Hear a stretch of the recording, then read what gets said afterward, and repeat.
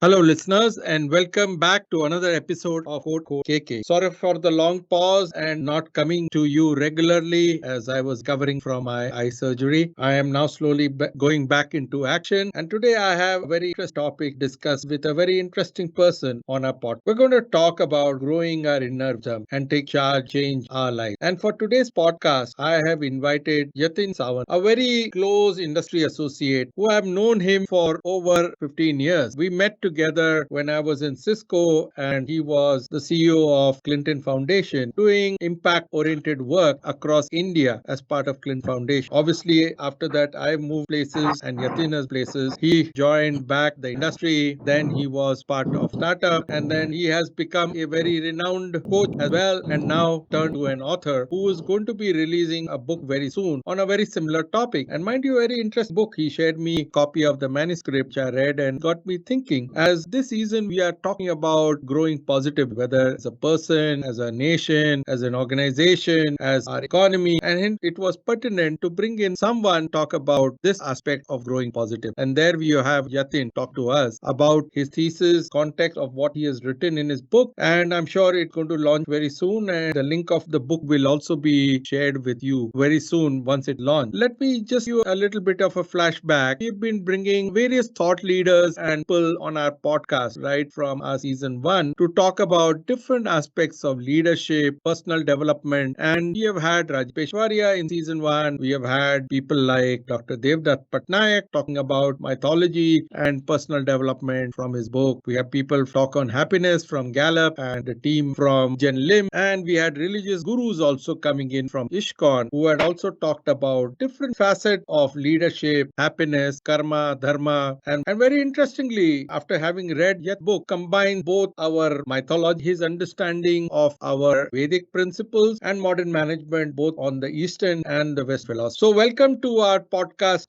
today, Yatin. Pleasure having you and talk about your book and the thesis and your ideas that you have put together now as an author and a coach and philosophist as well. Thank you. Let me begin, Yatin, by asking what was your inspiration to write this book?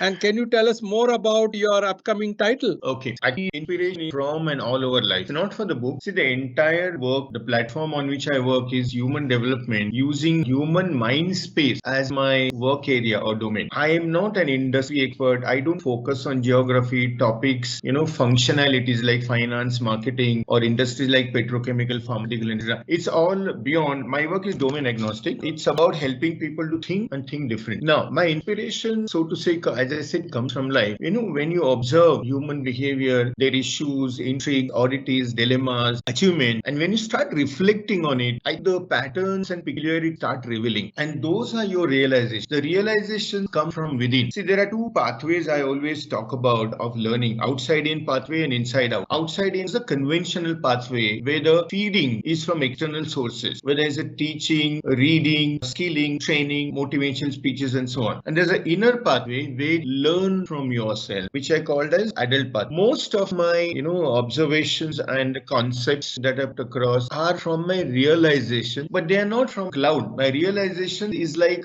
processing what I have been exposed to, observe, experience. So everything goes inside, and the realization, the insights come out. For example, my biggest fascination is about the concept of mother and child. To me, mother is not a person, it's a concept. It represents an outstanding model of service. The more and more I observe my mother, other mothers, and I have not found an exception, that all mothers work with a non-duality, the concept of Advait in our philosophy. They are one with the cause. The cause is the child. And more I thought about it, it looked like a universal model, and that is what has led to my one concept called Made to Mother Organized Transformation. It has a couple of chapters in the book. Similarly, when I just let me interrupt you here. I want to know, yes, what's the title of your child, the new child, your brainchild? The new book, you mean? Yes. Okay. No, actually, I haven't come to that. See, I have enough material and my manuscripts are ready for 3. One is published. This is just published on online. What you referred to, it will be soon available physically. That I can tell you the character. The first book is about 54 structured articles, which each, as you observed sometime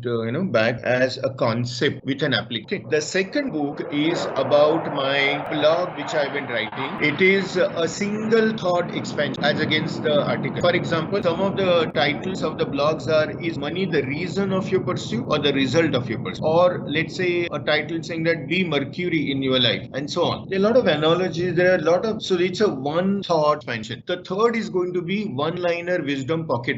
That is how the dosage of the platform is same. The pharmaceutical molecule is same. It's about insight, invoking wisdom. It's about prompting people to think different, but it's coming into different formulation. I haven't come to the title yet, but if you and any of our audience has any suggestion, I'll be happy. All right, so we can probably have a title contest as well. Yes. Perhaps link this onto our audience on the website and our podcast as well. So let's Seriously, kind of I'm do happy. that. My title of this podcast, I thought, was also very much self-descriptive of what you are trying to portray and communicate out of your book as well. Yes. So let the audience also bring in some cues and talk about it and give some suggestions. Kapil, what you're suggesting, it could be an outcome of the podcast. See, my basic objective is to shake up and help prompt people to think and think differently. So that if they suggest title, that's good outcome of the podcast. I've achieved my goal. Excellent. Let's do that and let's continue a bit, Yatin. I read your manuscript and just thought, concept, ideas that you have put together. There are about plus 54 chapters that you have written in short essays. They themselves look like to be a preface of every chapter. It looks like to be a preface of a longer book to be written by you. And there are so many thoughts and ideas that you have shared in your book. Somewhere I was getting a bit lost navigating through your thoughts and ideas in terms of great prescription. But how do we go about from after reading the book into actually implementing it to our life is where I was missing some threads or ideas. And I thought maybe wise get your take on some of those ideas and concepts that you have put together. After having you read your book, how do you go about, putting it in your life and your personal or your organization, the ideas or concepts that you put together? So I thought first get that out before we move into the deeper discussion on those concepts and ideas from your book as well. So Yatin, one thing that I noticed in your book was that you have said that India is a great country of intellectuals. Correct. And we are a very intelligent race, but lack execution capability. And I assume that also holds true in terms of lacking our internal wisdom to execute what we want in our lives as well. Correct? Correct. And in all walks of life, now Indians are executing. We have got a very good startup ecosystem. We have sent Chandrayaan to a moon. Now, the umpteen number of examples where we have now starting to execute or demonstrate our execution capability. Yes. So my point or my question to you was, although we are intelligent, but why are lack internal wisdom to execute what we want in our life? Okay. First of all, let re-articulate my side. See, what I mean is lacking not execution capability. It is about the attitude. I think somewhere you had mentioned it also, a lack of inner wisdom. See, it is about the mental frame, the outlook. See, the way you see is the way you do. How you think decides what you do. Okay. WYSIWYG, what you see is what you get. Absolutely. So in our computers. Yes. So you reading a book and me reading the same book is not exactly the same equation. Correct? Right. Correct. So what happens inside, sometime back I talked about I'll bring in my own lens, my own filters of my own experiential learnings and experience as well. Correct. What I read. I'll give you one quick example. Once upon a time, I think a few years back, Deepak Pra was here in Bangalore for a talk. Me and my fellow coach went for that talk. On my return, in the discussion, my fellow coach said, "Oh, Deepak Chopra ko kuch aata nahi hai, to hoax hai. He's a bakwas." I kept wondering, saying that if that's true, should I not be thinking, saying that mere ko kya mila? I mean, did I get zero? You may say that, I'm just saying theoretically, my opinion is different, not like his friend. But I'm saying even if it's lesser relevant to me as to how do I evaluate him? First of all, I have no capability to evaluate and judge other people. But even if I do, I think my focus and my interest should be saying that of all that he spoke for 3 hours, did I at least get good points from that? So this is how we look. So some people are looking at the same thing from a judge. Because they all the time in life kind of exam paper, answer sheets examine karte hain, and they lose track for themselves. Whereas the focus for you, an individual, should be your own enhancement, because that is going to take you further. So coming back to your question, I think our outlook is little, if I can use that word, lackadaisical. Sometimes I say our intelligence is as much as our strength, is as much as our weakness, because we are, and presume we are, so we kind of look at the efforts and perspiration with disdain, as if it is below me. Okay, so I have seen, people extending as much in terms of excelling in execution as they do in intellectual debates, and there are intelligent people. Even on the streets, you get good advice in India. And I'm not sarcastic about it. I'm a little sad. So it is like, a dormant volcano. Volcano has 3 types. Yeah. Live, dormant, and dead. I don't think we are dead, but I want us must be a live volcano which you're capable of. We hold that potential, but many of us are dormant volcanoes. That is exactly what I said when the under-leverage. Under-leveraging is about application deficit, not about talent deficit. So many of us, two things, many of us think our job is to pontificate and to advise. See it everywhere, including TV debate every night, but not execute. So that's an outlook, that's a barrier. Capability, it's an attitude. And the second thing, as I said, is I think sometimes your best of your strength can be worst of your limitation. So our intelligence, unless intelligence is like a horse, unless you rein that horse and take it on course for you to succeed, the horse can take you to jungle because it's not rein. The question is, are you riding the horse or horse is riding you? And that is the problem. So that intelligence which is a strength to be used, uska other side of the coin is we get lazy and disdainful about non-intellectual tasks. That is something which is robbing us from excelling in execution. We have the ability, and you are right, many people flourishing in 100% truth. I'm making it generic, provoke people, become from dormant volcano to a live volcano, and you will see the difference. That reminds me of the quote in Three Idiots where the principal says,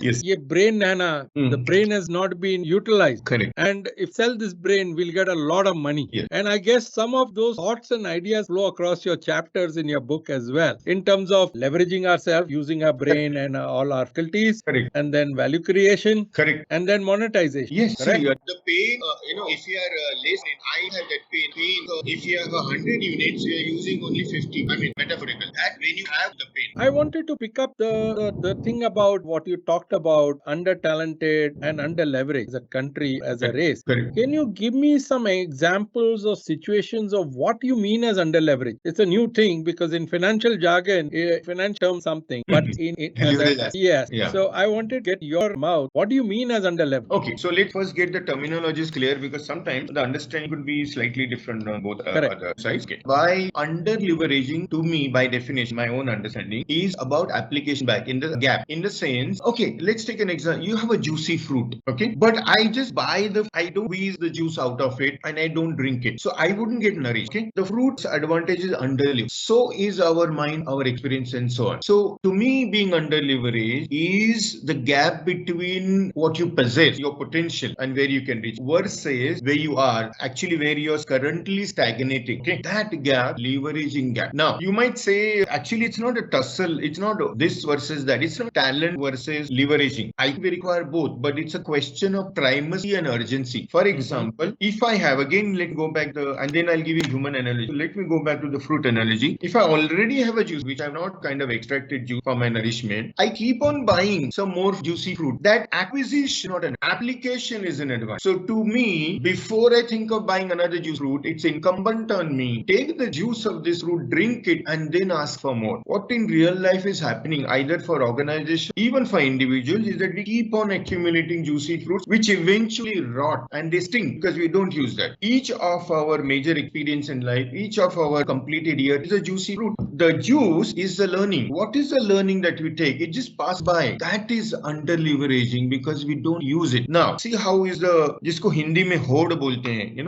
urge or kind of run for this. होड़ है. In the sense, I go for training program, I buy books and read, I do some courses. These are all buying fruits. I'm not saying, obviously, juicy fruits are the meaningful things, but I'm saying what happens after a training program in an organization? I haven't seen many organizations taking juice out of it, leverage. Most of the organization training program is like a checklist marking for the HR person who's concerned because it is there in his annual MBO, 5 training days per employee or whatever. That ritual is more important. So buying fruit is our inadvertent tendency, not taking juice. So now, see, in engineering or anyway, and manufacturing, we call it is a concept of efficiency. How much you get with what you have. Okay. Now, wait. I want to pause you here. Different people will love to have different using your analogy, and I'm sure there should be a dietitian who probably say, okay, if you have this fruit, this is the benefit of the juice that you can derive from this fruit. Correct. I agree. And I believe many people, not just India but universally, are naive. They don't know what fruit are there. First of all, correct. What is their hunger for that fruit? What fruit is best suited them in terms of their physiological and their metabolism. So how do you go about first, even clarifying that there is a fruit, you need to have that, and this is the potential of the juice that can nourish. Correct. I guess that's the first barrier Correct. of us being under leveraged or under talented. Correct? I agree. So I think you actually got an interesting point which I talk about. It's a debate between metabolism and diet. Right. Okay. That is why I use the word horde. There is a generic horde. I'm sorry, I can't get good word in English for that. Race. Okay. It's a blind race. Blind rush. Okay. So there's a generic drive. It's an oversimplification of doing training program, doing this.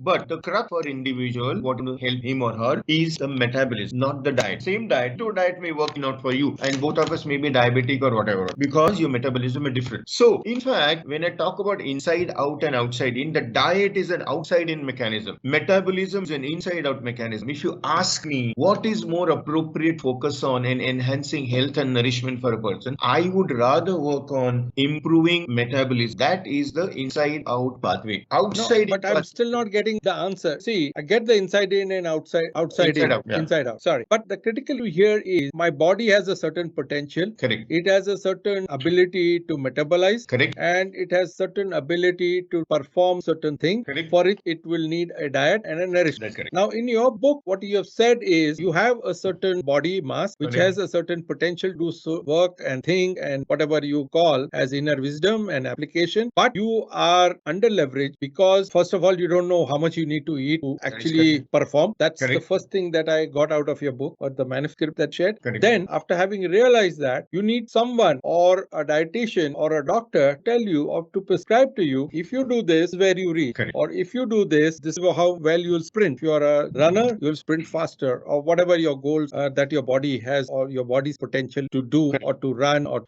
perform. And then start consuming, which is your outside in and enhance your inside out tension. Correct? As a process, what I understood out of your book that you shared with me. Now, we are even at the first level of saying that, okay, I'm a body, I have certain potential, but I myself don't know what my potential is. How do you first go about understanding what that potential is to understand that, yes, I need to do something as I am under level? Correct. So it always starts with self-awareness. Only piece by piece comparison and analogy. That's the first step we talked about in terms of I don't know what to eat, right? So first step is self-awareness, and the owner of that is self. In the sense, I need to know who I am, who I am not. What are my strengths, what are my not strengths? Because if I do not know myself enough, I can't leverage myself. For example, if I don't find out that I have a flair for in cricket, bowling, then in batting, in blindly, I will get coaching for all, and I will not be able to focus. Right? Sachin Tendulkar for very early knew where his talent was. Right? In fact, in mid of his career, twice got and twice left captain just focus on batting. It's important for self-leveraging that know what you're not. It's not necessary that you have to be Shah Rukh Khan. You can be Rajpal Yadav also, right? As long as you know that you're not Shah Rukh Khan, you're not under illusion and waste your life in excelling in what you can't, but you know you're Rajpal Yadav, you have different abilities and so on. Self-awareness is extremely important. There are ways to do it, but owner is you. It can't be fed from outside. People like you and me can only make them aware that self-awareness is a basic thing. Incidentally, awareness is the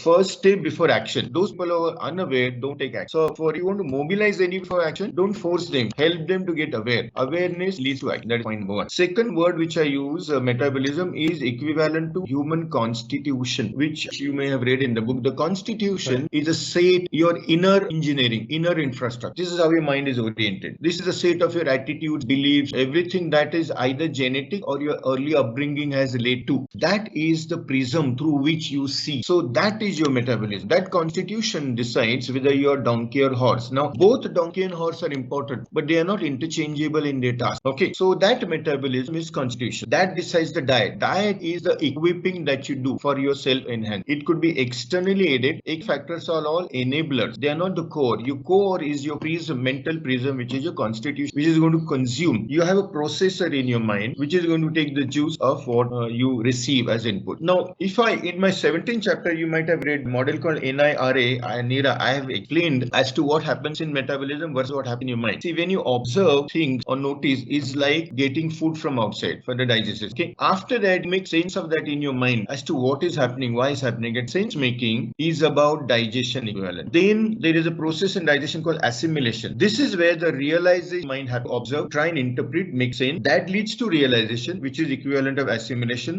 That complete nourishment in here, it leads to act. So you observe or absorb external input, you make sense of that, interpret, then the realization flow from within, and that tell you what is to do, that leads to action. Now these are the 4 steps which is elaborated in my 17th chapter called NIRA, the process arena, which guides you. And talked about a dietitian, the equivalent in this human process is called coach. You know, personal and executive coaching. Correct. That dietitian is your coach. Over a period of time, you can train yourself for self-coaching, but initially you will require help if you're not initiated enough. So use a coach, and coach essentially, as Kapil, you know, they don't give solution. They help you to find your solution because you have the best solution. But somehow there is a dust on your glasses which you never realize you need to clean. The coach comes and cleans the dust gathered on your glass, and your vision be clear. I just had a cataract surgery to get my vision cleared. Correct. For but good. Remember, after your vision clear, you don't need anybody. You don't need feeding, right? You become seeker, as a word I've used. In your book, you talked about mind orientation, Yes. and you said that it's like an invisible Saraswati. Now, and you have also used a lot of Hindu mythology and a lot of analogies from there. But according to Hindu mythology, Lakshmi and Saraswati are not fond of each other because they represent disparate aspects of life. Lakshmi is associated with material wealth, prosperity, while Saraswati is associated with knowledge, wisdom, and spiritual wealth, and our topic of today, inner wisdom. Correct? Now, it is Yes. believed that knowledge and riches don't go hand in hand, and hence we find that this is That's not true for contradictory. you. Not for you. So, how do you address this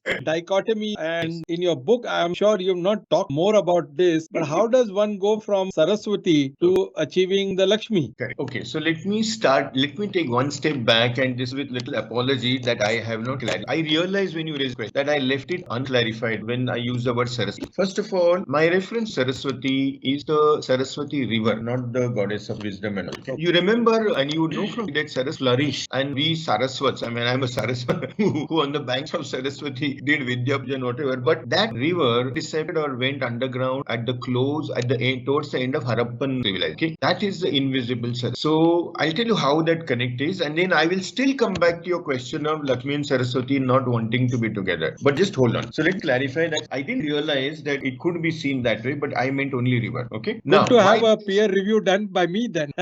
No, I think these are realizations. I didn't realize that it could also be seen as a goddess of wisdom. मेरे दिमाग में river था. I thought everybody understood same way. That's silly. Okay. But let me take that first and then come back to Lakshmi. Okay. So I used that analogy for invisible because I have said somewhere, I think in first chapter, there are 4 components for success. One is knowledge, second is domain skill, third is soft skills, and fourth is mind orientation. The first 3 are external and are called enabler. They are enablers. They don't have life of their own. They need to be driven. The fourth one is internal, called mind orientation, and that is the driver. The inside out. Correct. Just time back we talked about that inner, drive, how your constitution is, so how your mental prism is. Okay. So that is the driver, and that is missing because most people don't have this in their active cognizance, even organization. That's why they keep on harping on training and skilling and training and skilling. It's all external feeding, but there is no attempt being made to energize from inside, help people open the windows of their mind, to help people think and think differently. We are externally focused. That mind orientation aspect is so vital for human development is invisible. In that context, I use Saraswati river. So that's point number 1. Okay. Now Lakshmi and Saraswati, I heard that, but I humbly and respectfully disagree, and I'll tell you why. I think this is more of a conditioning that we have been brought up with. There are 2 triggers for this conditioning. One is the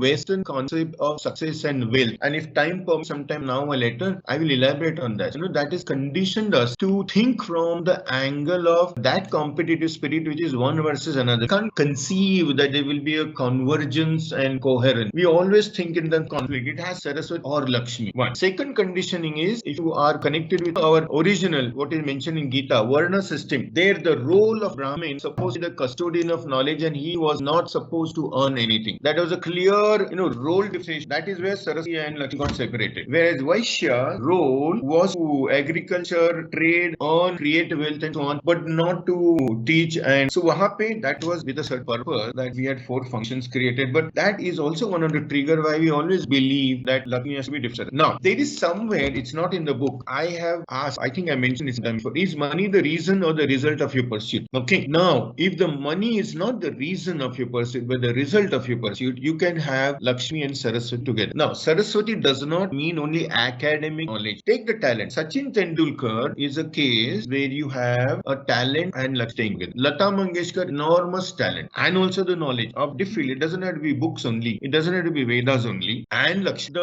authors, Western world, were well known in India. Are they not a good example of coexist? See, what happens is when you pursue a cause, not money, you tend to excel like Tendulkar or Mangeshkar, and market pays you premium for your excellence. So I would suggest that find a cause which could be any field, excel in that, like an osmosis. It is possible that Lakshmi and Saraswati can harmoniously coexist. There is nobody subsidy. The concept of conflict, one versus other, and subsidiary and primary are the conditioning of our mind. We can't conceive a cohesive, coherent, and convergent world. That is the reason. I got you. Thanks for providing your perspective. I'll move on to another concept that you talked about, which is the power of perspective. Correct. And in your book, you have outlined the story of Vibe by Man and the elephant. Now, we started this podcast April 2020 when we were just beginning the lockdown. And many of the business world leaders and politicians who I spoke to at that point in time said they did not have the perspective or the application experience to deal with the situation and lead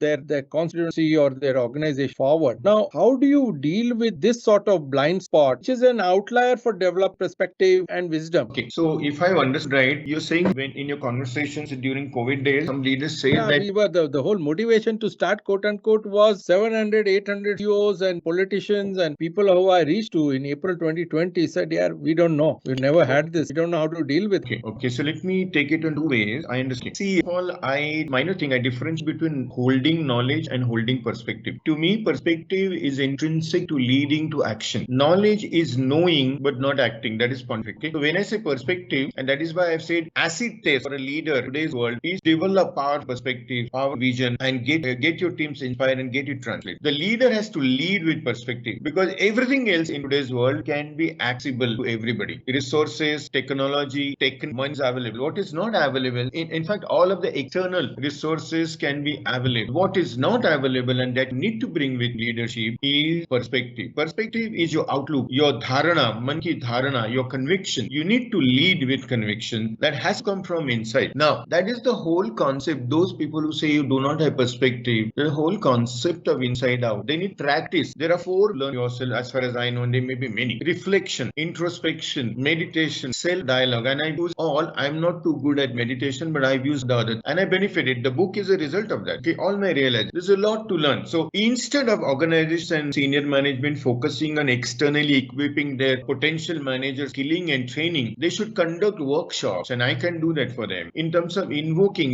getting them a dormant volcano to a live volcano. I mean, some are dead volcano, but the answer is then you know what the action is. You got to get rid of the dead volcanoes, that dead weight, right? So I presume that good organizations will have a greater mix of some live volcanoes and many dormant volcanoes. Then there's a scope. So organizations should focus in invoking the inner, independent thinking. That leads perspective. And leadership positions have to be filled in or led by people who can lead with perspective. Everything else is like. Got it. I wanted to shift gears on getting a personal balance scorecard for assessing inner wisdom from you. Now, you know what a balance scorecard is, and how would you probably go about describing an individual's balance scorecard for inner wisdom? Okay. That would leave a prescription of ideas and use in the process of how the person needs to adapt and change. Correct. So what I'll do, Kapil, is I'm actually taking one step backwards at stage before I come on the stage. Okay. And please pardon me, but I think it needs to be done. See, because whether you, me also, and everybody else, including your audiences, are academically brought up in a certain way, which is a Western way of thinking, which is more of an exterior to the thing, including to measure. For example, I have to measure, my happiness. I need to feel how happy I am. I don't measure it on weighing scale or on the thermometer. So we need to de-link the mind. See, unless you break the mold of the thinking framework from which you come, physical, because the inner will not very accessible. So that's just a disclaimer caution I lay. Okay. Now, I will give you parameters because I have not yet worked on creating a balanced scorecard, but I can give you the parameters somebody can do. See, primarily in my article, if you've seen body and soul, the Westerners are excel in body, which is procedures, rules, processes, technology, and so on. And Eastern Westerners, including India, our traditional strength was the inspiration and the drive behind. Okay.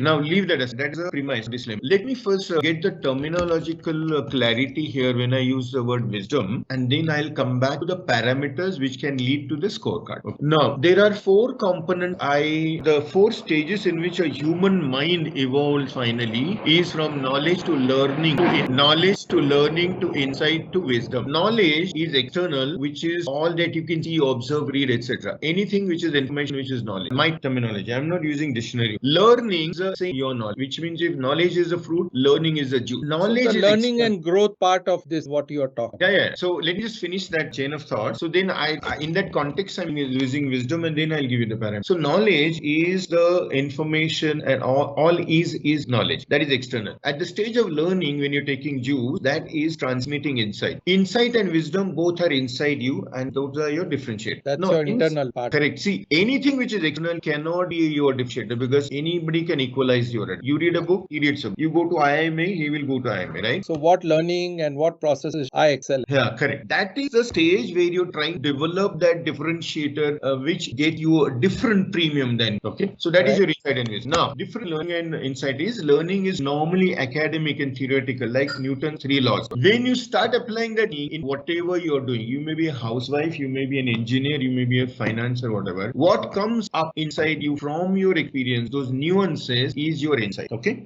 Okay. And the difference between insight and wisdom is like insight is vertical. It is domain specific. In common man language, it is called expertise. So you become 90%, 95%, 96% and so on towards that insight, which is, so you're a finance expert, I'm a marketing expert and so on. Wisdom is horizontal, which is domain agnostic, which means if insight is knowing more by using, knowing more about the known by using known, that is insight, knowing about the known. Wisdom is fathoming unfamiliar using the familiar. If you can transport your insights into one domain to another, that's horizontal. That is, if you can make sense of things unknown using the known. For example, resonance is a physics concept I have used as a human resonance, and there's a chapter in this. Osmosis is a chemistry concept, and you can still use it in human interact. Okay, it is like the pollen grains, you take from one area and use it another. That is why wisdom and literacy has no connect. We used to call our ancestors and dadas, nanas and nanis and etc. as wise people. They may not be as educated as you and me are, because they had an ability which transpose, link one to another and make sense. In common language, it's called common sense, which is uncommon. Okay, so that is the wisdom. So it is knowledge to learning to insight to wisdom. We are talking about that concept. Okay, now the parameters are like, we need to understand that mind orientation, which I talked about, is about setting your antenna right. It is so that you can catch signals which are available. Many times we don't catch signal in our routine because our mind antenna is not set right. So there are three indicators or components of the right mind orientation. One is called higher clarity. Second is deeper insight. Third is alternate fact. These three parameters together are the indicator and the component of mind orientation can be measured. Higher clarity will cut through any ambiguity like a sharp razor blade knife. Deeper insight is what gets the grasp of the subject, so to have a meaningful discussion. Otherwise, you are a cut paste artist, like what happens on WhatsApp. Okay, there is no originality. And alternative perspectives are required to create solutions, because solution has to process, create options and select right option. Select right options is a left brain activity. We are all used to that. Our academic upbringing is that. Creating options has come from developing alternative perspective, which means we need to have an ability to look at the same thing differently, look at the elephant from different angle. Now these are all three are measurable parameters which go into creating that mind orientation, which is what leads wisdom. Okay, there's one thing which I mentioned to you before, is that the basic premise for action, self-awareness, which is a factor for self-leveraging, because if you're not aware, you don't action, you don't get leverage. So all this has to be placed in the context of that primary action, which is called self-awareness. Now all of this clarity, I mean, they are not in themselves quantified like weight and temperature, but they are measured. The awareness, the clarity, insight and perspective, ability to develop perspective. And in a personal balance scorecard, they all fit well. The inner wisdom. Yes. One is understanding your learning growth, your internalization, your internal perspective. Correct. Putting together the Saraswati or the Lakshmi, which is the financial part. Correct. And finally, what do you return back to the society or the people who you are subservient to, or you have to contribute? Correct. See, you are right. Which is your customers. Yeah. See, there is, I think you hinted, I always believe for a person needs two things. One, you require a professional success, and and second is personal fulfillment. I think both are And important. also societal standing. Yeah, that get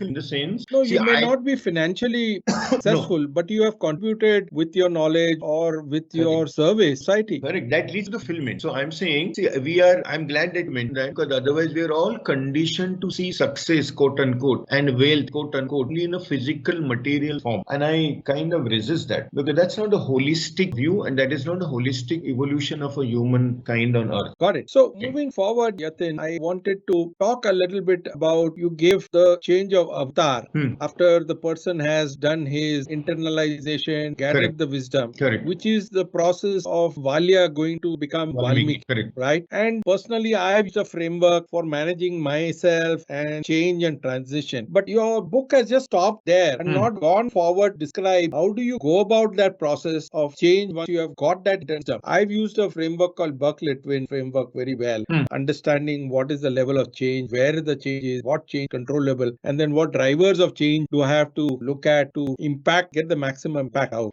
So how do you suggest once you have gained that internal wisdom that you are on a path of change, like what you have said about Valya, who was earlier who was later Valmiki, Correct. and he transformed himself after gaining that wisdom. How do you prescribe a process for individuals to go on that path? So I will first lay that out, and I will also briefly touch upon the model that you mentioned, because I've looked at it and there are some components which are very useful. Okay. First of all, my clarity is about what moves whom. I mean, what moves what. What is the cause and what is the effect? Even in coaching, as you may be aware, we as coaches do not prescribe solution. That's the job of a consultant. A coaching mechanism is about capability building, equipping your coachee to be able to have that clarity in terms of finding his own way and navigating on that. So that's capability. Consultancy is about feeding. So if I focus on 1 plus 1, the answer has to be 2. So I don't have to work on both sides. Okay. So there are two things I've always talked about, external and internal. And in my observation, opinion, and conviction, it is the internal which drives the external. I use that word and analogy of Ekalavya, the seeker. See the difference between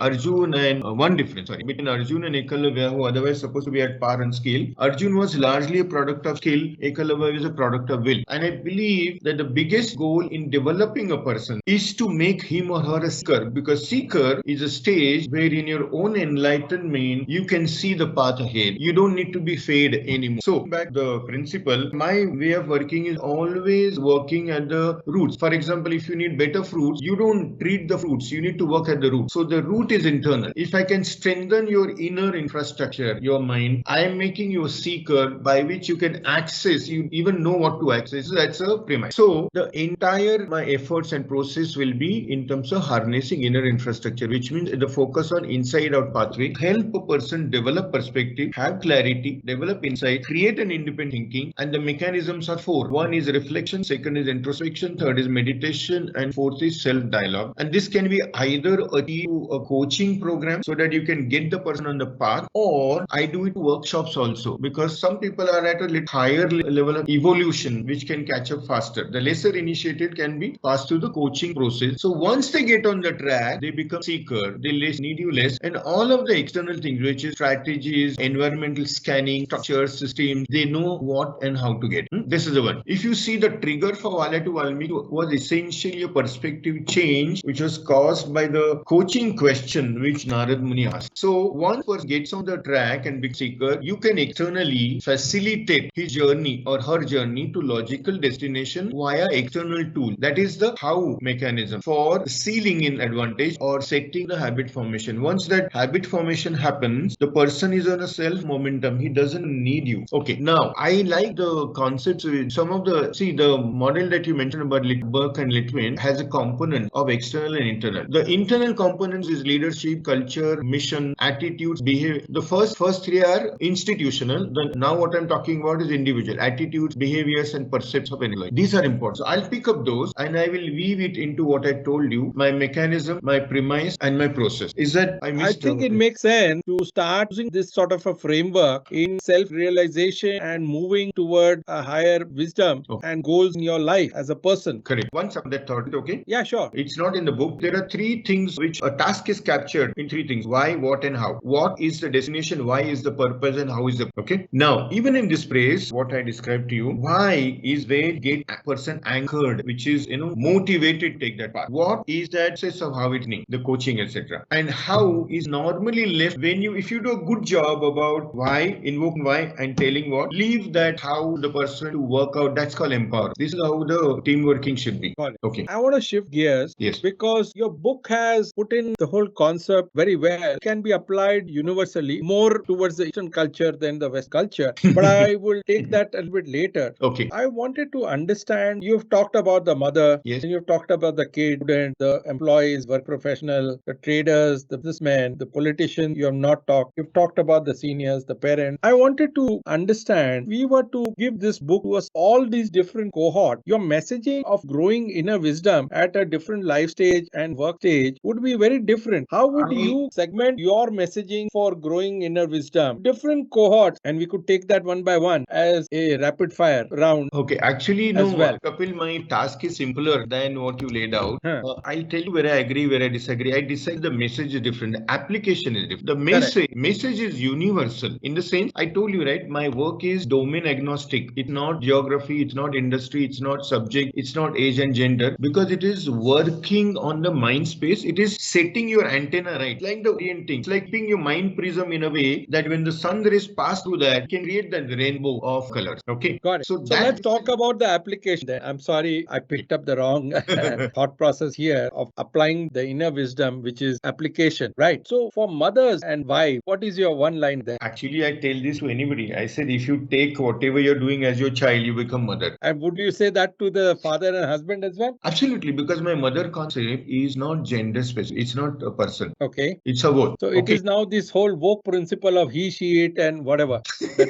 We are becoming gender agnostic. Yeah, it is. Okay. So it's not role based your concept per se then. No, you can, you Kapil, you and me as males can become mother, and you would have acted as mother in some cases. You just reflect in your mind, it will come back. Right. It may be your work, for example, it may be your colleague, for example. Right. Okay. There is one thing I could also for husband and father and other. There is, I have also written on relationship. That's another application. There are two founding pillars for relationship. One is called trust and second is called comfort, and both are independent of each other. You may trust somebody but not comfortable to open up, and you can open up with somebody but not sure he can or she can provide your solution. Okay. Now my message in relationship is actually invest in understanding people, not in transforming people, which is the primary, or in a competitive world like to make everybody like us. Okay. If you really invest in understanding people, transformation follows as a logical byte. We have a misdirected priorities. We won't transform people. Just understand, because that builds trust. If I see you're making genuine effort to understand me, I start to begin to trust you. That's important for it. What about your messaging to K student and the youth this country? I would say that find a cause which higher than you and dedicate yourself to that. Excellence is when you do that. You have a chapter on traders and businessmen. Yes. And what your message to them? Okay. See, both. I was meant that traders are not entities, but those are approaches. Okay. That is how you look at it. Trader is a transactional approach. Businessman is a relational approach. I would have for both of them the message is, if you can keep your customer at the core of anything that you're doing instead of yourself. Many people say they do, but they don't. Even in organizing what they measures, they always have the ROI and what will I get for what I do kind of a consideration, the P&L consideration or whatever it is. I believe that if you really keep the customer at the core and believe that the only focus, the only way, not a better way, only way to maximize your win is maximizing customer win. So keeping customer at focus is easier said than done. It's very difficult, but if you do, you will have both Lakshmi, not Saraswati, but Lakshmi and fulfillment. Fulfillment because you have served the purpose of called customer, the cause, and Lakshmi is because of the wealth. Value that. Yes, that's an important concept, value creation. What about the seniors and the senior citizen of our society? Okay, senior citizens, I would say that actually parents also today, senior citizens as parent age,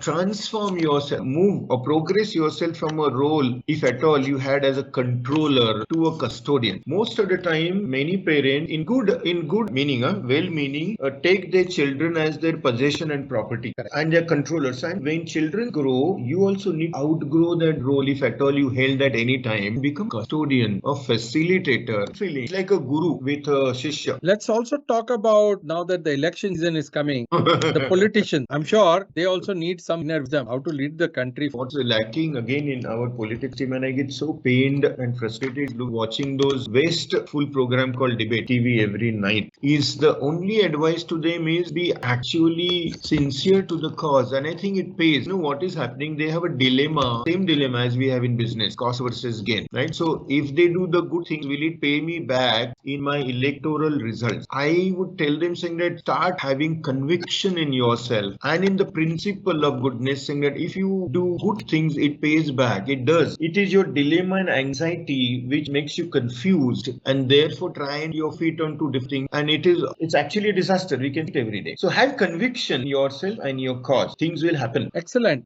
Started about podcast on saying what do you stand for, which I say is defining your value proposition. Correct. And I have my own 3 ping pong model, do Google search, ball model of defining your value and your value proposition and value creation as an individual or as an organization or as a country. After reading this book, what is the nirvana or the value proposition that you are guaranteeing to your readers? Okay, let's talk of value. In terms of getting that inner wisdom. Okay, let's talk of deliverables first. I think the minimum deliverable that will be there after reading the book is the realization. Sometimes people say, oh, I didn't think that way. Oh, I see. Is it? So that itself That's the perspective part. Yes, that waking up. That is beginning shaking up a dormant volcano to its stage of awareness. That's not action. That is awareness, because I remember I told you awareness is a base stage leading to action. So if I can create that awareness is one. Second thing, many, if not most of my concepts have kind of a drop-down application in real. Whether I talk alternative approach work and life, whether I talk of business,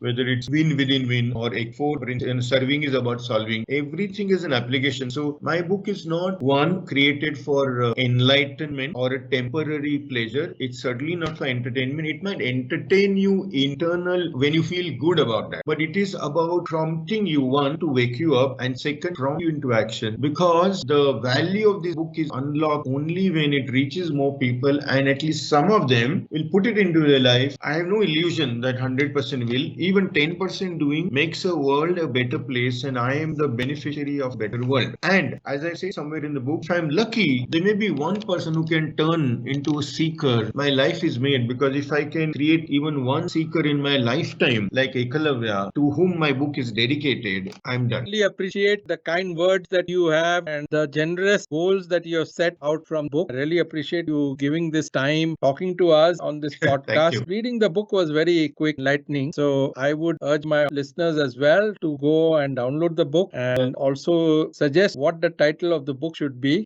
as well. Okay. Just can I add, one line if I'm not interrupt you? Okay. First of all, I didn't update you. My 2 days back, the book is listed on all online platforms. It is probably not yet hit the physical form book depots, but it's there. It's also on Amazon.com for international English readers. One second thing, I was an analogy of the sugarcane. क्या बोलते हैं उसको? Whatever. Sugarcane juice. Have you seen that machine? Yes. How many times that is passed through the machine? At least 3-4 times. Correct. For complete juice. Now I would urge my readers to read book 1, 2, 3 to get the best juice, because see, game of realization is not completed in one read. Yeah, I could understand that visual Saraswati to be the goddess. You meant it to be the river. Change of perspective over here as well. And realizing time set in, but once they do, that is systemic. That will stay with. That's the biggest advantage I should add to your previous question. Systemic. Thank you so much, Yatin, for coming and spending time and talk to us on behalf of our team and our sponsors. I really love to thank you so much for talking very candidly out of the context of the book and the syllabus of the book as well. Yes. On a very interesting topic that we culled out from reading your book, and very inspirational indeed. Thank you so much. And I love your suggestion of involving your audience. I really need that if they come up with suggestions for the title. Excellent. We'll do that. Oh, thank you. Lovely. Okay. Bye-bye.